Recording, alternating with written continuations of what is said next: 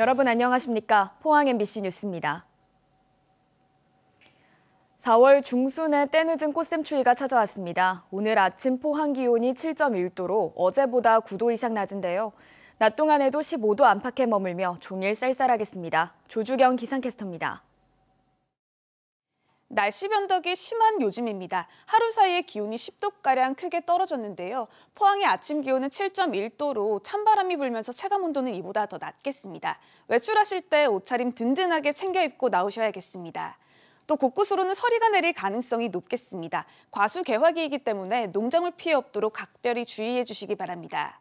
이어서 자세한 지역별 날씨 보시면 오늘 경북 동해안의 하늘은 종일 맑겠습니다. 아침 기온은 4도에서 7도로 어제보다 10도가량 낮게 시작하고 있고요. 한낮에는 14도에서 17도로 어제보다 낮 기온도 5도가량 낮겠습니다. 울릉도와 독도에서는 아침까지 빗방울이 떨어지는 곳이 있겠습니다. 한낮 기온 울릉도 13도, 독도 11도로 예상됩니다. 동해바다의 물결은 전해상에서 최고 3m로 다소 높게 일겠습니다. 이번 주는 또다시 비 소식이 있습니다. 금요일 아침 울진 지역을 중심으로 비가 내리기 시작하겠고요. 오후 무렵이면 경북 동해안 전 지역까지 확대되겠습니다. 비는 저녁 무렵이면 대부분 그치겠습니다. 날씨였습니다.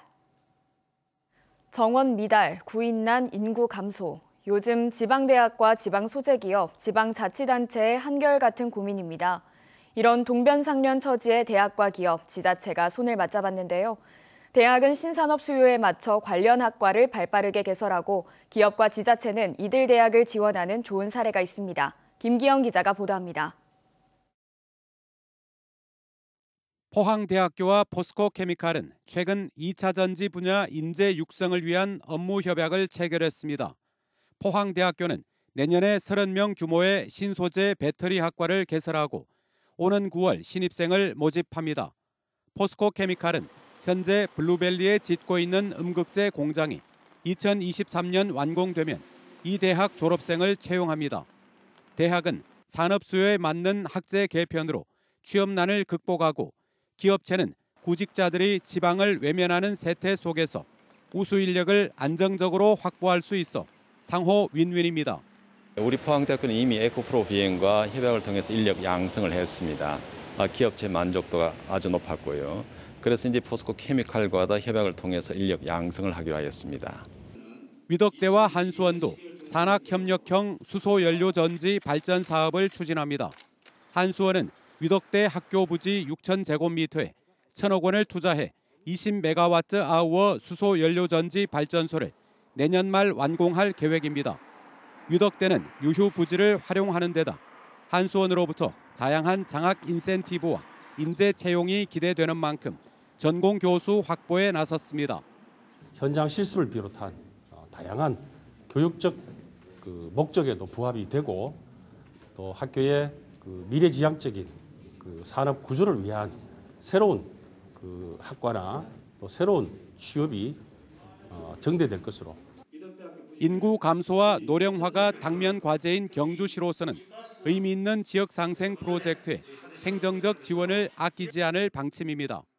지역 주민들은 거기서 나오는 이득을 공유하게 되고 또 지역 발전 지원금이라고 해서 그 세수를 저희 시청은 받게 됩니다. 지역 대학과 지역 기업의 상생 협력은 탈경주를 꿈꾸고 있는 동국대 경주 캠퍼스의 반면 교사가 되고 있습니다. MBC 뉴스 김기영입니다. 포항시는 한국철도공사에서 지난 8일 열린 옛 포항역 도시개발사업 민간사업자 선정심의위원회를 개최해 신세계건설 컨소시엄을 우선 협상 대상자로 선정했다고 밝혔습니다. 이에 따라 포항시와 한국철도공사는 신세계건설 컨소시엄과 협상을 진행해 5월 중에 최종 사업자를 확정할 계획입니다. 신세계건설 컨소시엄은 주상복합 건물과 호텔 편의시설 등을 짓겠다는 계획인데 주상복합 건물은 최고 69층까지 건설이 가능합니다. 한편 포항시는 옛 포항역 일대 6만 6천여 제곱미터에 공동주택, 공원, 문화시설 등을 조성하는 도시재생 복합개발 사업을 추진해 왔습니다. 경주시는 아이 돌보미와 골프장, 유흥지점 등 다중이용시설 종사자 1,800여 명을 대상으로 코로나19 선제 검사를 실시하고 있습니다. 이는 전국적으로 코로나19 확진자가 하루 평균 700명에 육박해 4차 대유행을 차단하기 위한 조치입니다. 경주시는 다중이용시설 종사자는 오는 16일까지 보건소에 마련된 선별진료소에서 검사에 동참해 줄 것을 당부했습니다. 이번 주말부터 도심도로를 달릴 때 5030이라는 숫자 기억하셔야겠습니다. 도심 내 자동차 도로의 제한 속도를 낮추는 안전속도 5030 정책이 경북에서도 시행되는데요. 일반 도로는 시속 50km, 주택가 등 이면 도로는 시속 30km로 통행 제한 속도가 낮아집니다. 김경철 기자가 전합니다. 경북 도청 신도시에 있는 한 초등학교 앞. 어린이 보호구역 위를 차들이 천천히 지나갑니다. 지난해 이른바 민식이법이 시행되면서 어린이 보호구역의 차량 통행 속도가 30km 이내로 제한됐기 때문입니다. 이 같은 노력으로 교통사고 사망자가 줄어들고는 있지만 지난해에도 3,000명 넘는 사람이 도로 위에서 숨졌습니다. 인구 10만 명당 교통사고 사망자는 여전히 OECD 평균을 웃돌고 있고 특히 경북은 전남 다음으로 인구 대비 사망자 수가 많습니다. 정부는 교통안전을 더욱 강화하기 위해 오는 17일부터 안전속도 5030 정책을 전면 시행하기로 했습니다. 이에 따라 도심도로 제한 속도가 일반 도로는 시속 50km, 주택가 등 이면 도로는 시속 30km로 내려갑니다. 아무래도 속도를 줄이면 사고 발생률이 낮아지는 것으로 하여 우리 아이들의 등하굣길 안전이 좀 더 좋은 방향으로 지켜지지 않을까. 한국교통안전공단의 연구 결과에 따르면 주행 속도가 10km만 감소해도 사망사고 발생률이 20%가량 감소하는 것으로 나타났습니다. 또 보행자가 중상을 입을 확률도 시속 60km일 때는 92%, 시속 50km에서는 72%, 시속 30km는 15%로 급격히 줄어들었습니다. 속도가 줄면서 교통 정체가 커질 거라는 우려도 있었지만 주행 시험 결과 이동 시간은 1분에서 4분 정도 지연돼 큰 차이는 없는 것으로 나타났습니다. 하지만 개별 도로 사정을 고려하지 않은 채 일률적으로 속도만 제한하는 것이 실효성 있는 교통안전 대책인지 의문도 나옵니다. 안전을 위해 가지고는 아주 좋은 제도라고 생각을 해요. 정속 주행하다가도 속도를 떨어뜨려 가지고 간다는 자체가 다른 차 전부 다 들어갔을 때 거기에 더 안전에 대한 더 문제가 또 생길 거라고. 경찰은 보행자 우선의 교통 문화를 만들기 위해서는 필요한 대책이라며 적극 동참해 줄 것을 강조했습니다. 보행자 교통사고의 91.6%가 도심부에서 발생하고 있습니다. 내 가족을 지킨다는 마음으로 변경된 제한 속도를 잘 준수해서 운전해 주시면 감사하겠습니다. 경찰은 석 달간의 유예 기간을 거친 뒤 제한 속도 위반 운전자에 대해 과태료를 부과할 방침입니다. MBC 뉴스 김경철입니다. 포항시와 바이오파머, 대구경북경제자유구역청이 투자 양해각서를 체결했습니다. 제약업체인 바이오파머는 이번 협약을 통해 2024년까지 460억 원을 투자해 포항 융합기술산업지구에다가 2만여 제곱미터 규모의 신약개발 생산 공장을 건립할 계획입니다. 경북도는 당초 예산보다 5,515억 원을 증액한 올해 제1회 추경 예산을 도의회에 제출했습니다. 소상공인, 중소기업, 취약계층 등을 위해 962억 원을 편성했고 코로나19 전담병원 지원 등 방역 대응 예산 122억 원을 반영했습니다. 또 포항지진 피해 구제 지원 90억 원, 동부청사 건립 80억 원, 소방 대응력 강화에 376억 원의 예산을 편성했습니다. 도의회는 상임위와 예결특위 심의를 거쳐 다음 달 6일 예산안을 확정할 예정입니다. 뇌물을 받은 혐의로 징역 7년을 선고받고 구속된 김영만 군위 군수가 업무상 배임 혐의로 추가 기소됐습니다.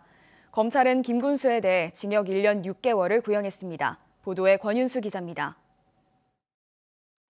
대구지방검찰청은 뇌물수수 혐의로 구속된 김영만 군위 군수를 업무상 배임 혐의로 추가 기소했습니다.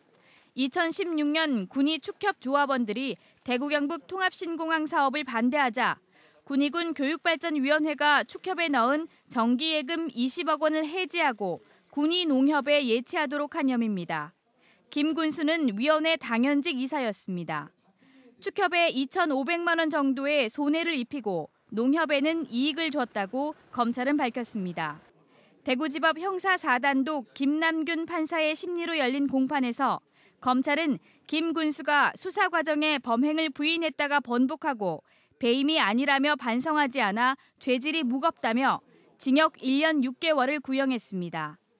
김 군수 변호인은 객관적 공소 사실이 진실이라 하더라도 그 행위로 김 군수가 재산상 이익을 취한 것이 아니어서 형법상 배임죄를 구성하지 못한다며 무죄를 주장했습니다.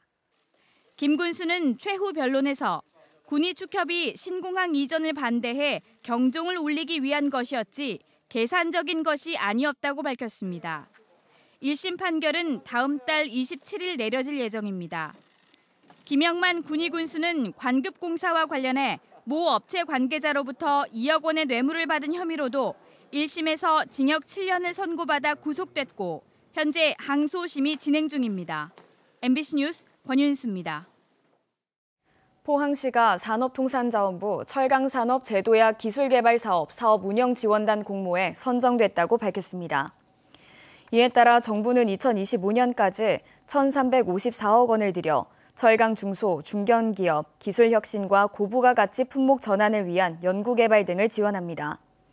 한편 포항시는 이와 함께 내년 3월 준공을 목표로 포항 블루벨리 국가산업단지에 73억 원을 들여 포항철강 거점센터도 짓고 있어 침체된 철강산업 제도약에 대한 기대감이 커지고 있습니다. 울진군 북면 흥부 독립정신보존위원회는 어제 흥부 만세공원에서 제102주년 4.13 흥부 만세운동 기념식과 제25회 흥부 만세제를 개최했습니다. 어제 행사는 코로나 확산 방지를 위해 흥부 만세운동 길거리 재연과 축하 공연을 제외한 헌화 분향으로 축소해 진행됐습니다. 4.13 흥부 만세제는 일제강점기인 1919년 4월 13일 조국의 독립과 민족 해방을 위해 저항한 역사를 재조명하기 위해 1997년부터 시작됐습니다.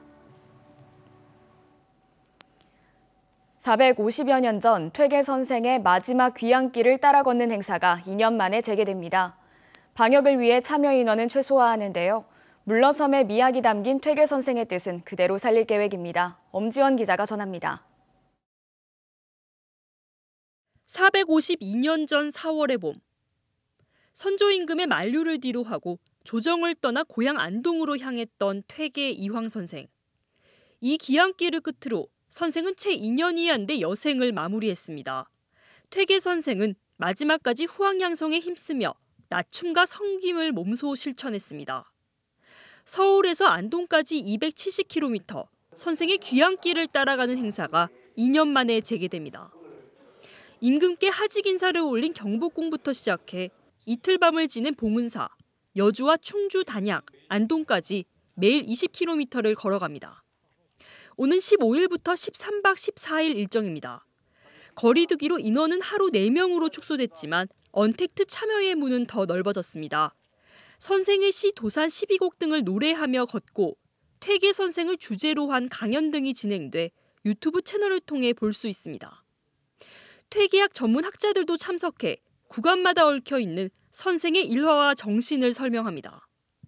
너무 나아가고 드러내고 한 데서 한 발 좀 더 물러나서 생각을 해보면서 내가 어떻게 살아가는 것이 가장 바람직한 삶인지 그 삶의 길을 한번 찾아가는 구도의 길로 퇴계의 길을 걸어갔으면 하는 바람에서 퇴계 선생이 걸은 마지막 길을 통해 이 시대의 길을 묻고 있습니다. MBC 뉴스 엄지연입니다. 영덕군이 군청과 의회 등 공공기관 22곳에 이어 지역 위생업소에 안심콜 출입자 관리 시스템을 운영한다고 밝혔습니다. 안심콜 서비스 업종은 정부의 방역 지침에 따라 전자출입부 설치와 사용이 의무화된 유흥주점과 단란주점, 목욕장업 등 84곳입니다. 영덕군은 안심콜 서비스로 정확하게 방문자를 파악할 수 있고 코로나 확산과 조기 대응에 크게 기여할 것으로 기대하고 있습니다. 경상북도는 23개 시군과 공공병원 등에 신규 공중보건의사 150명을 배치했다고 밝혔습니다. 신규 공중보건의사는 전문의 17명과 의과 86명, 치과 23명, 한의과 41명이며 시군보건소와 보건지소, 공공병원 등에서 3년간 복무합니다. 한편 의료 환경이 열악한 울릉군에는 전문의 10명과 치과 1명, 한의과 3명 등 모두 17명이 배치됐습니다. 경북 동해안에 있는 기업에서 고용안정사업 부정수급이 증가하고 있습니다. 고용노동부에 따르면 올 들어 경북 동해안 고용안정사업 부정수급은 14건, 3억 3천여만 원으로 부정수급 금액이 지난해 같은 기간보다 37.5%나 증가했습니다.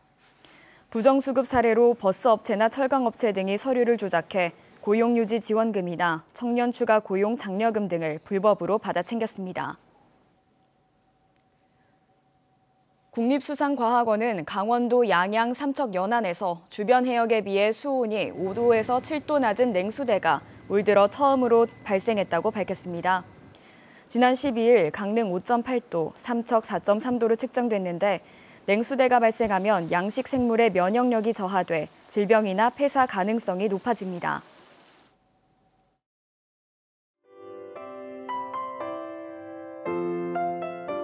날씨 변덕이 심한 요즘입니다. 하루 사이에 기온이 10도가량 크게 떨어졌는데요. 포항의 아침 기온은 7.1도로 찬바람이 불면서 체감온도는 이보다 더 낮겠습니다.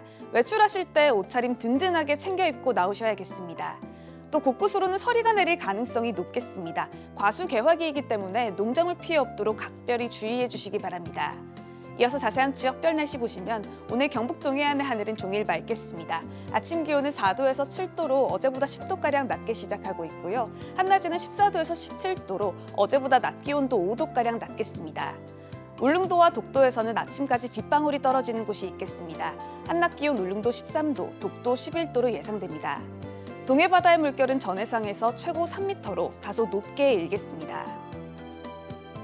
이번 주는 또다시 비 소식이 있습니다. 금요일 아침 울진 지역을 중심으로 비가 내리기 시작하겠고요. 오후 무렵이면 경북 동해안 전지하까지 확대되겠습니다. 비는 저녁 무렵이면 대부분 그치겠습니다. 날씨였습니다. 이상으로 포항 MBC 뉴스를 마칩니다. 여러분 고맙습니다.